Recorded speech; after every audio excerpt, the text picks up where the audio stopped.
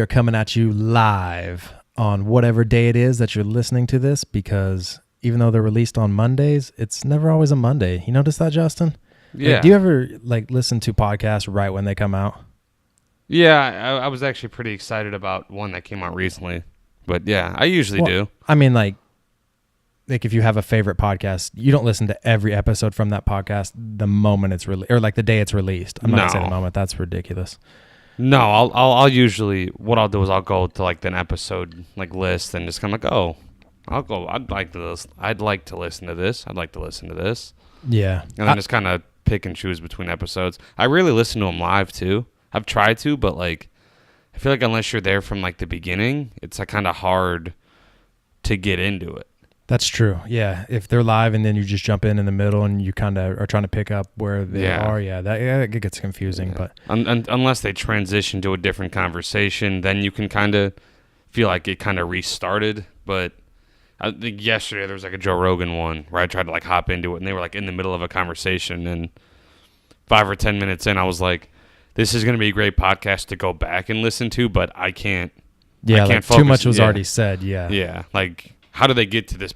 How do they get to this point in this conversation? That's what I was kind of curious about too. You always want the build up. I mean, at least I do. Yeah. So that makes me wonder, like, I was thinking about this. I feel like I listen to a lot of podcasts, or at least my list is long of different podcasts, and I counted them, and I had, was it 13?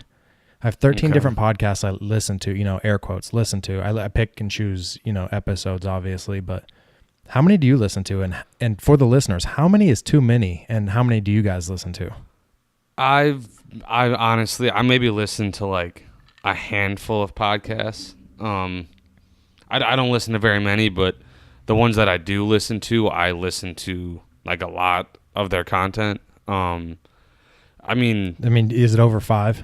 Do you subscribe to more than 5 podcasts is my question. I would probably say it's probably around 5, maybe a little over. Maybe it could be 4. Like it's 5's like a good number for me. I mean, there's a couple Barstool podcasts that I subscribe to. There's Joe Rogan. There's Shab's Below the Belt, and there's TFK. You know what I mean? So there's 4 right there. It's T-Fat-K. T-Fat-K. Excuse you, sir. Yeah, excuse me. My friends can't listen to you butcher that. They listen to it too. Yeah.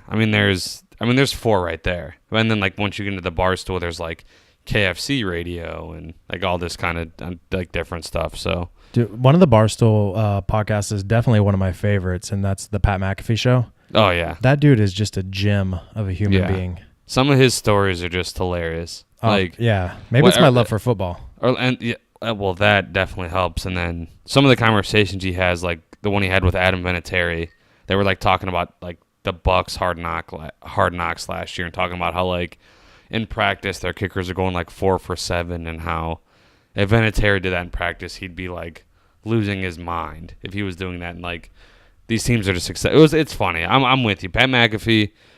I'm so happy he went into like media after he retired. Yeah. Well, have you seen his stand-up special? I just like comedians. That's just what it is for me. But he has you can watch it on YouTube, and it's called Pat McAfee Uncaged. That was he never spoke in front of a crowd like that and did a stand-up anyway. And he was still playing for the Colts when he did it. He went and played one more year after that, so he had to be careful what he was going to say. But the stories he tells in it are so funny. Oh, yeah. And like he talks about that moment with his family, saying that if he didn't do well, then he was going to keep playing football. But depending on how it went, decided his future fate. So he did well. So he played one more season. He's like, I think I'm going to give this a run. And I respect those people. Like absolutely, just like we were just talking about Shab. Shab did the same thing. He was, started doing stand-up comedy and had the podcast and everything. And he's like, maybe I shouldn't get punched in the face for a living. Yeah. And I mean, granted, Pat was a punter, so he's not getting hit. And my 2 favorite sports obviously are, MMA and football. Yeah, I'd be right there with you. As much, I grew up playing baseball, went to college, played baseball, the first go round. And I feel as though, like, I don't know if it's just me getting older, and even though I feel more nice towards people, especially, since doing, jiu-jitsu and stuff like that, but I just love watching violence on TV. So if it's, I don't know, maybe it's just the typical male in me, but I love action movies. I like the violence. It's that like It's like that, like the Coliseum like thing, like back in the day, that was their only form of entertainment, and it's almost like that was handed down because it's basically the same thing. I mean, the octagon, it's basically the same shape as, you know what I mean, as the Coliseum, Coliseum and stuff like that, and it's very similar. I mean, obviously people aren't dying and getting murdered, but is it just in our DNA? You know, or most of us, I should say, most like as men, like that we just like a little violence. I mean, and some of us a lot. I would definitely say it helps. I mean, you know what I mean. Our genetic makeup, and then, women are usually attracted to like dominant. You know what I mean? Dominant athletes, dominant men, and like in their specified fields and stuff like that. Like it's just how it goes, man. And I think it's part of our DNA, or like our genetic makeup as like a society, or I like how you spoke for women there. I very closely identify. I know we have a couple of female listeners, so I'm hoping we have more, and they just come in the comment section on anything on social media and just blast you for speaking for them. Just let me have it, please.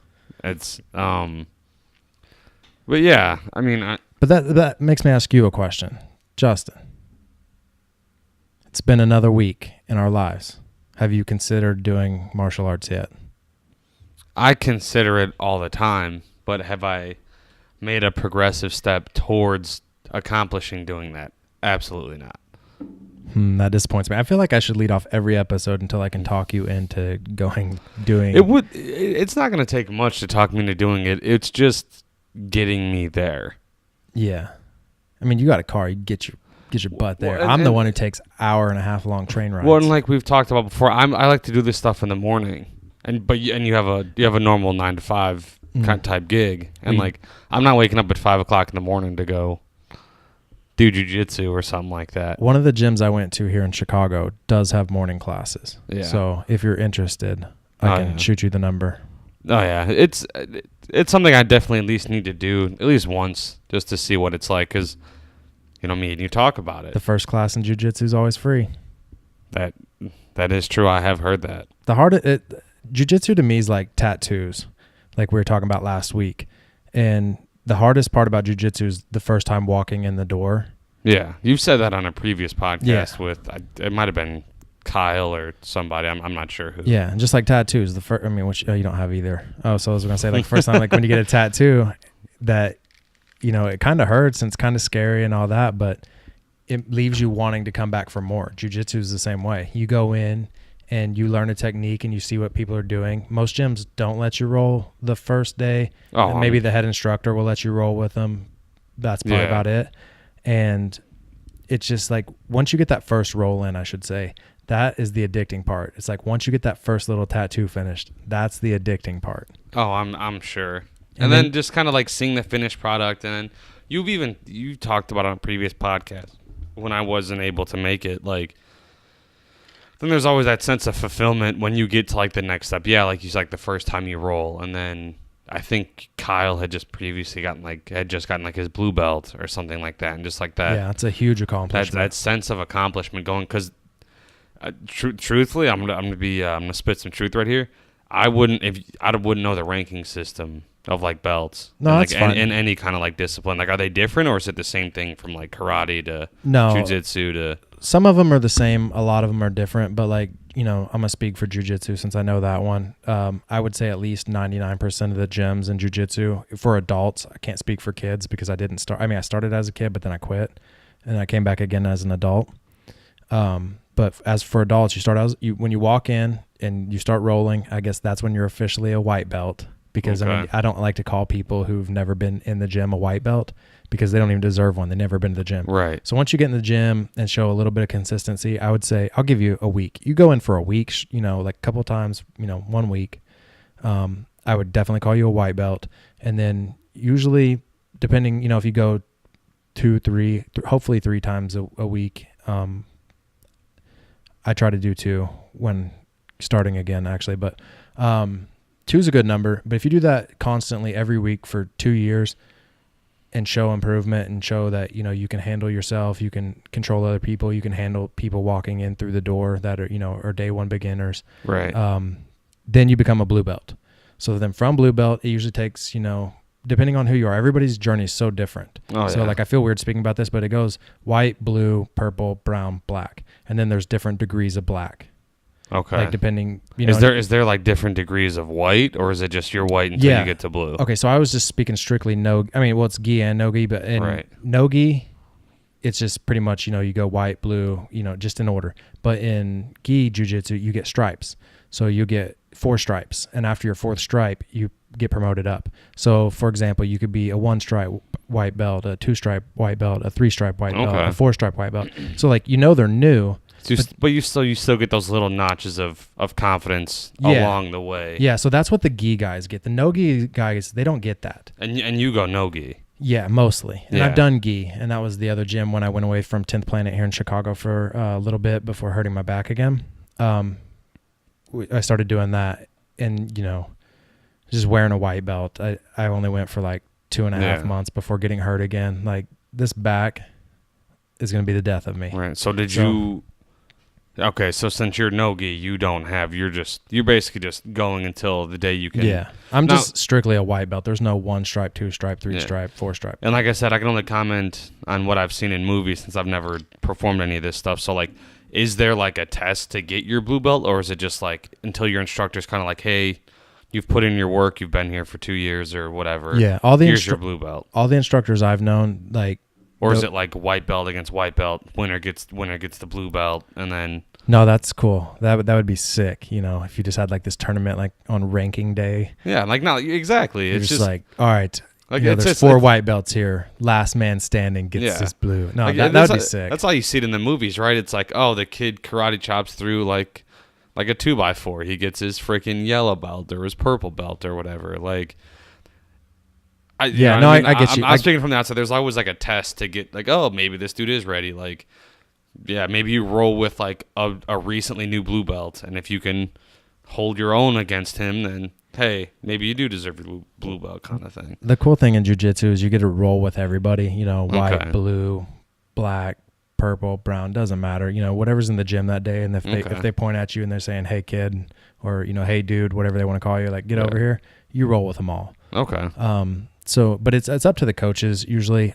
I don't know I don't want to speak for every gym in the world, because there might be a gym where it's like, all right, if you defeat every white belt, right, and then you beat 5 blue belts in the gym, then you become a blue belt. I mean, like, I don't know what they do, but that would be sick if they did, because I'd be in there every night just like throwing down challenges and be like, come here, all you white belts. Right. Come here, 5 blue belts. Because how long did you do jiu-jitsu back in Oklahoma before you moved up here?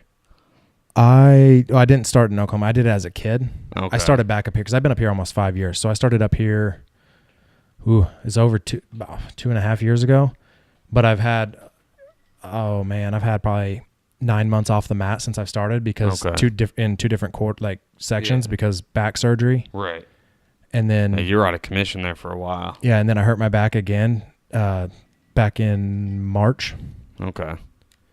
And so I've been trying to like self-rehab it, obviously. I don't know how it's going. I feel stronger than ever. But I re-herniated the disc after getting another MRI, the same one I had surgery on.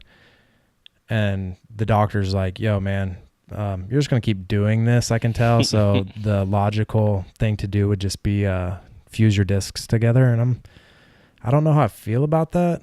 And I've kind of lost like trust in my surgeon, who was supposedly, you know, one of the top ones in the country here in Chicago.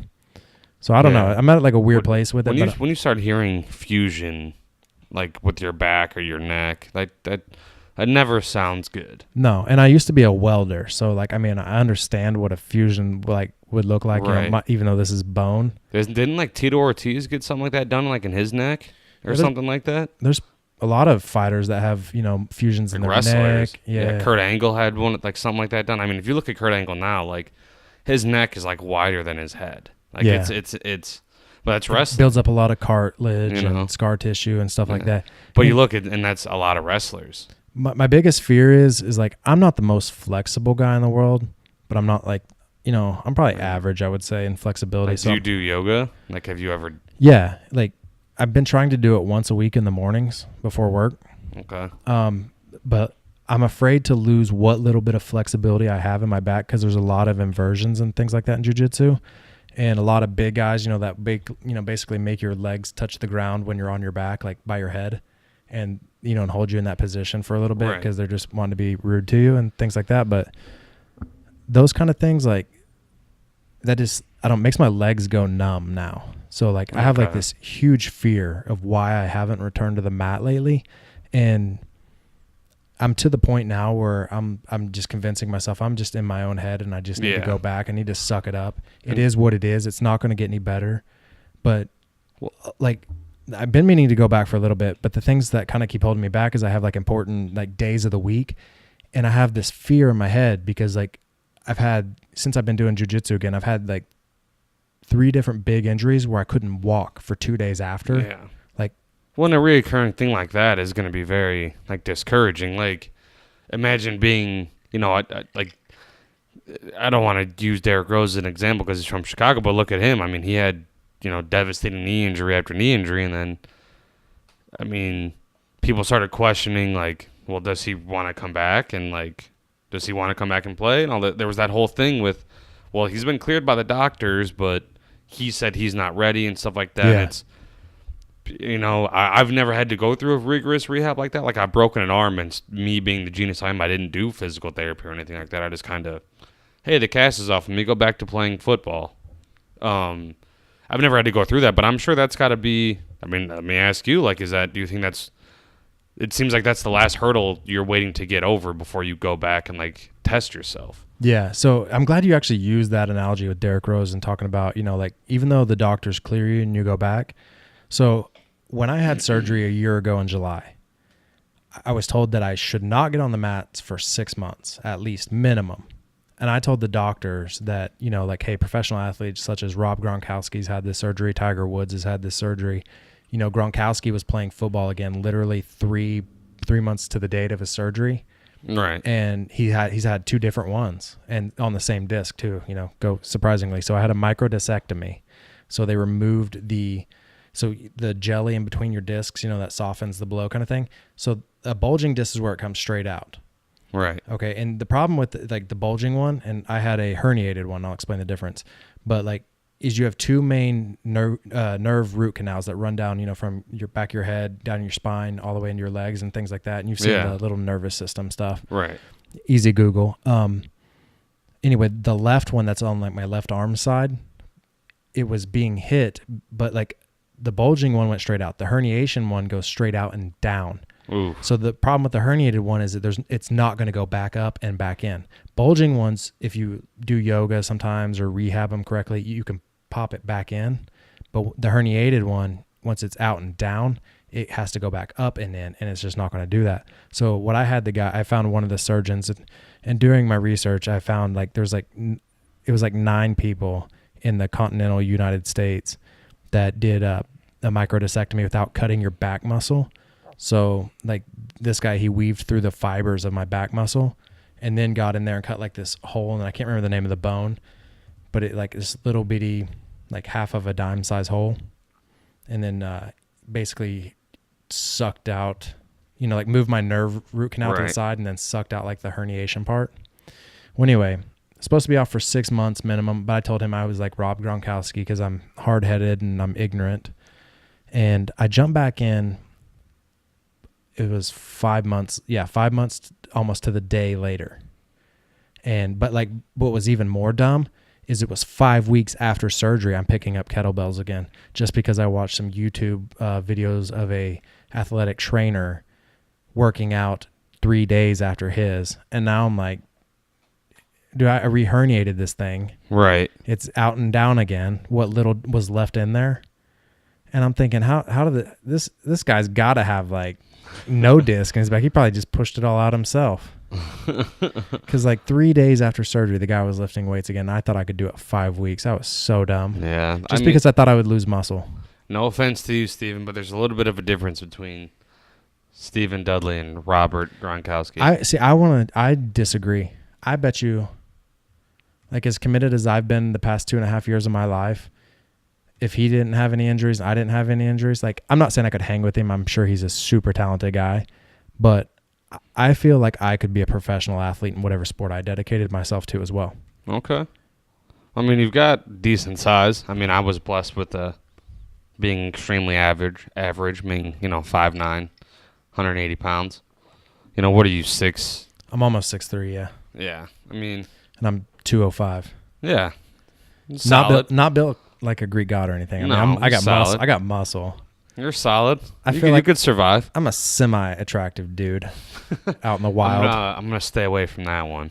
Come on, Justin. The listeners might need to know. We might have a few female listeners. Your boy here is single. Out of 10, talk me up. Give you a good.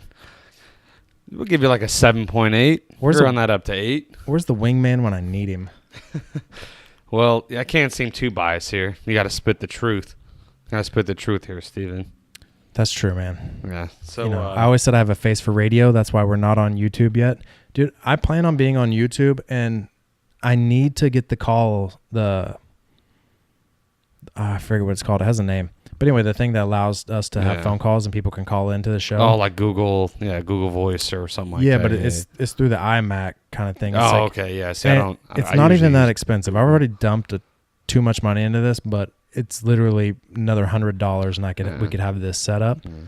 I've just been procrastinating. So just real quick, is that one of the oldest dad jokes in like history? Which one? Like, you have a face for radio? I don't know, man. I heard it one time and I was like, it's brilliant. I love it. But I was like, this is true. That's got to be like one of the oldest like dad jokes. I mean, I don't have man tits or anything, but okay. See, that's what I'm approaching, and but one of the most humbling things that has happened to me recently was I spent some time with some family. I had family come in from out of town, and did they call you fat? My dad fat shames me, so don't feel bad. No, I basically kind of fat shame myself. My mom loves to take pictures, and let me tell you, I just love taking pictures. And she posts them online. I'm like, ooh, this is out for the public to see. I'm like, you got to get this under control, buddy. Hey, no joke. That's when I lost weight too, because when I got big and I took a picture with my dad, and I was in this gray T-shirt. Yeah, or it was a Under Armour long sleeve shirt. Actually, it was like one of those dry fit things, so it kind of fit kind of snug, and you could see my man boobs and my gut. And it was bad. And I told my mom, like, I want you to keep them up there because it's going to keep me motivated. But I'm like, damn, that happened to me. That's only happened to me one other time. Cause, I'm not a big picture person to begin with. Like, I don't. Are you dieting? I'm eating better. Like, I'm eating more salads for dinner and stuff like that. Like, I'll get the occasional pizza or my question was, like, it can't be a diet. It needs to be a lifestyle change. Like, that's what I come to figure out. It's a long process, man. It is. And, like, my thing at the beginning was I went to the gym so I could eat what I want. But now it's, they don't lie, man. When you get older, like, you don't lose weight like you used to, but you put it on. It's way easier than you could have imagined. Like, and I'm only 28. It's not like I'm old. No, if you notice the problem now, you got to fix the problem now. I mean, when I was 16 or like 16, 17, fresh out of, end of my high school, beginning of college and stuff like that, I was eating anything and everything. Like, I wasn't playing football anymore because I didn't do anything in college after my senior year of football. I didn't play football anymore. I didn't go to the gym. But I was still like eating whenever I wanted and wasn't gaining like crazy weight. I mean, I noticed that like, hey, you're not working out 3 days a week, but yeah, no, I mean, it's crazy how quickly, you could put it on and then like getting it off again. It takes a serious crackdown on everything you're doing in life. Like, you have to reevaluate every aspect of your life, not just what you eat. You're like, all right, what are these things that I'm doing that's creating these bad habits? And once you kind of start noticing those things, and which is cool because like then you see a bunch of progress in yourself, and you become the person you want to be. Like, when you see somebody, you're like, dang, I wish I was that person. Looks like they have their stuff figured out. They take care of themselves, this and that. Like, it's one of those things. Are you alive over there? I don't know what's going on over here, man. I got like a weird tickle going on in the back of my throat. Oh, it's just you and I in here. I don't say that. Don't tell anybody on the microphone. Gosh darn. Woo. No, you're good. I'm just over here like I was trying to fill the air while you were dying over there, but you were now to the point where you look so dead. I can't tears continue coming with out of my eyes, dude. That's that embarrassing time when you're in study hall and you got your head down, And you've coughed 4 times. Yo, sir, I've never been to study hall in my life. I'm about to walk. Well, I walked away with honors here. Dude, in high school, I saved keyboarding for my senior year. I saved study hall for my senior year. Like, I got everything done early.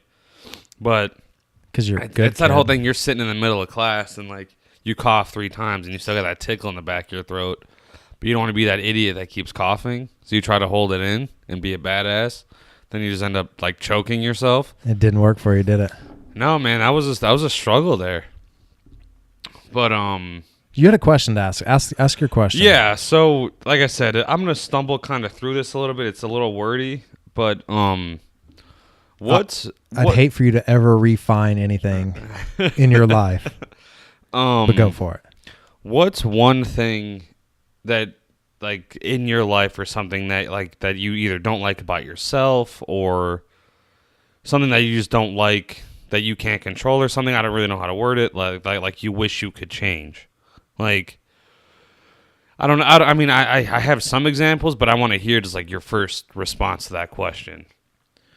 Okay, so the way you worded that was, like, what's something in your life. Well, I sent it to you, too. Like, maybe you can explain it a little better than me. But I want to say, like, there's multiple different things. If it's a physical thing, I'm afraid of snakes. But I'm not going to go into that because everybody gets it, right? Like, I hate the way they slither on the ground. Short, and long story short right there. Yeah. When you were talking about the mental, like, part of, or like something I don't like, I immediately go to mental, and there's 2 things. My biggest fear in life, second is snakes, obviously, by the way. That's all right, Indiana Jones. Yeah. Oh, I didn't know that. He was afraid of snakes. I've heard it. I've never seen any of those movies, but that's what I've heard. I thought it was the kid. Maybe it was Indiana Jones. I can't remember. Anyway, back to what we're saying. The biggest thing I'm afraid of is I'm afraid of failure. Okay. No matter what it is I do in life, I'm afraid to fail at it. Like, starting this podcast, for example, was such a huge risk because of the ego. Yeah. And I don't know if my ego could take not succeeding. But then again, I have some of the most fun in my life sitting here chopping up with you or whoever's sitting across from me. Right. And I'm kind of at the point now, like, you can laugh at me, you can make fun of me, you can say whatever you want about me. Yeah. I don't care. Like, unless you're trying to give, like, feedback to how I can make the show better, right, then I'll look at it. I try not to let it get to me. Sometimes it does, but I'm going to do this because I love it, no matter what. That's how it's going to be from now on. Like, it didn't really start that way. I was, being too up and chipper about it. I don't care if one person listens to this thing. I will do this show every week for one person. Yeah, and it's actually funny, like, it kind of leads into, like, well, my thing is I wish I could change my insecurity. Like, I'm very insecure about, like, I mean, hearing myself on these headphones right now, I think I sound like an idiot. I think I sound Muppet. Weird. I feel like when I always think of it, I sound like a Muppet. Yeah, like, I don't know. Like, I just feel like my voice doesn't fit how I look. I don't know. It's just so weird. And that's just feeding into it. I have a question. Have you ever talked in front of a mirror? Like, acting or anything? Oh, yeah. I have. I mean, do you feel weird when you do that? No, because you're hearing what you want your voice to sound like, not what your voice actually sounds like. But, I mean, when you're sitting there focusing on yourself, your mannerisms, the way you speak, your posture, all this, like, you don't... No, like, public speaking doesn't scare me. No, I'm talking like you alone at night in front of the mirror at home. Nobody's around. I've done it before. Do you feel weird doing it? A little. See, I'll pick myself apart and I'll say, like, here's the things I don't like about me, and I do that, and I've never liked my voice. Okay. Yes, I mean, it just comes to the point where you deal with it, and that kind of leads into me being insecure. We'd been hanging out for forever. Like, you were one of the only people that would watch UFC fights with me, and we've had this idea for a couple of years, a year and a half that we probably talked about this, starting the podcast, and then the one day you finally hit me up, like, dude, I'm tired of BSing about it. Like, are we gonna do this thing or not? And I'm just like, dude, I'm in if you're in. And like, all right, man, I'm buying equipment, and, like, we're setting it up, and, like, we're gonna do the damn thing. And I'm like, all right, man, let's get it. And then we started practicing, and I was so nervous when you sent me that first file, like, dude. But it was a positive nervous, wasn't it? It was like, oh, I'm scared to do this, but I was really want to do this. Because I was afraid that I'm gonna hear my voice, or I'm gonna, like, hear, because whatever it was, 45 minutes to an hour, whatever it was, could have been an hour and a half, doesn't matter. I was afraid that at the end of that, I was going to be like, I don't want to do this anymore. Like, I can't, like, people can't hear this. Like, I don't want to let people in and, like, my thoughts and, like, how I feel about things. And then it was weird because then when I listened to it, I'm like, dude, this is easy. Like, it's just, I'm hanging out with Steve. We're having a conversation. And the only thing is we're recording it. And then other people can hear it if they want to. That's really all we're doing here. But getting to this point, because I would always, I mean, even now, sometimes making decisions, I'm kind of like 1 foot in, 1 foot out, like, yeah, let's do it. And then I'm kind of like, oh man, I'm like really busy. But like, I mean, I am busy, but it's, I don't know. Like, okay, I was going to get that. Like after the fear of failure thing, I was going to say, but I have a second part to that and I'm going to get deep here, probably a lot deeper than I should or than I want. One of my biggest fears is my brain is my biggest enemy. It's my best friend, but it's also my biggest enemy. Like I'm so extreme in my mind.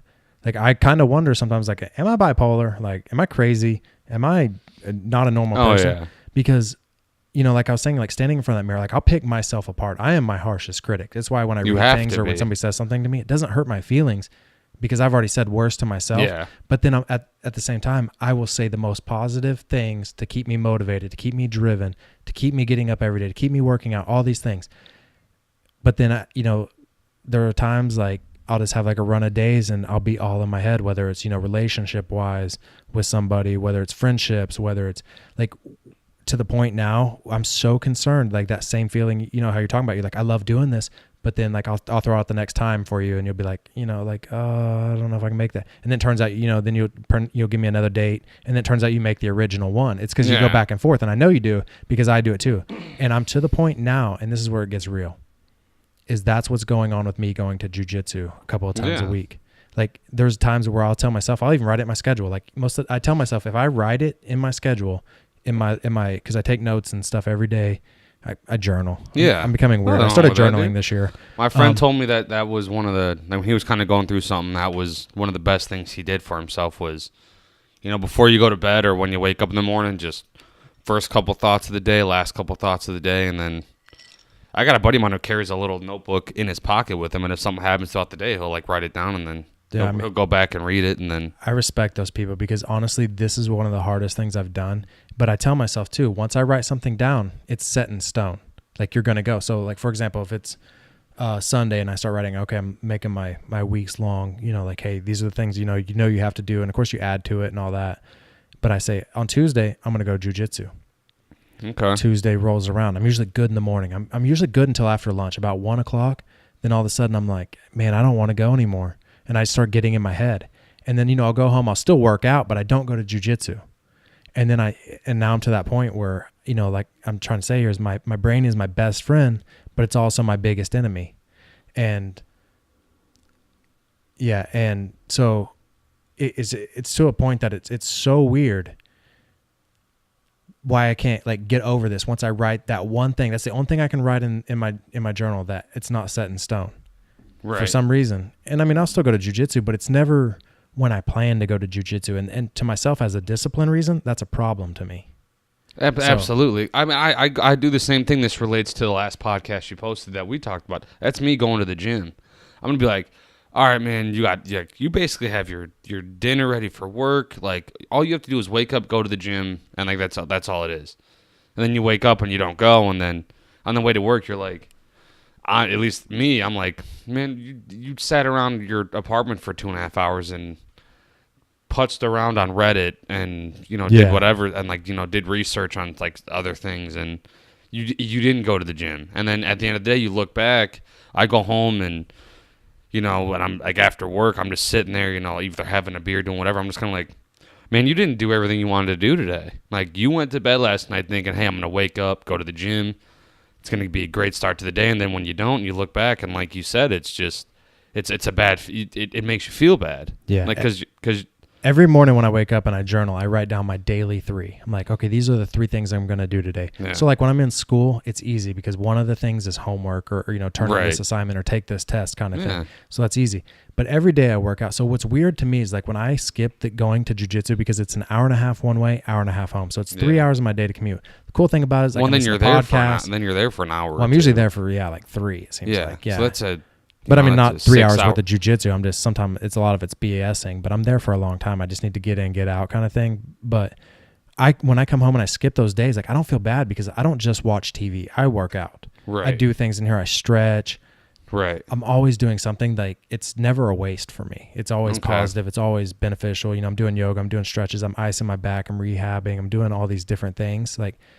But the thing is I didn't go do the main thing that gives me joy. Like it's one of those things like you don't want to go, but once you're there, you're so glad you're there.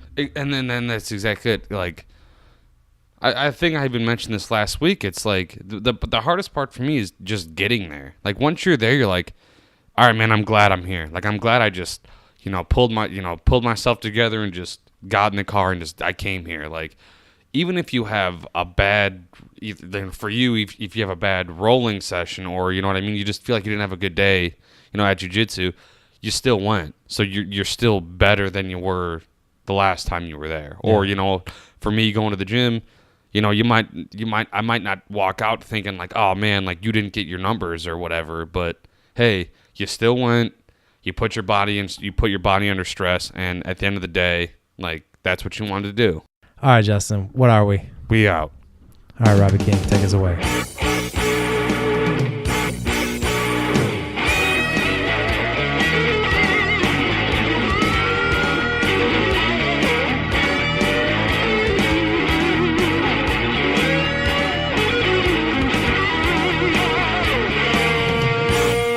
Say goodbye to all my friends.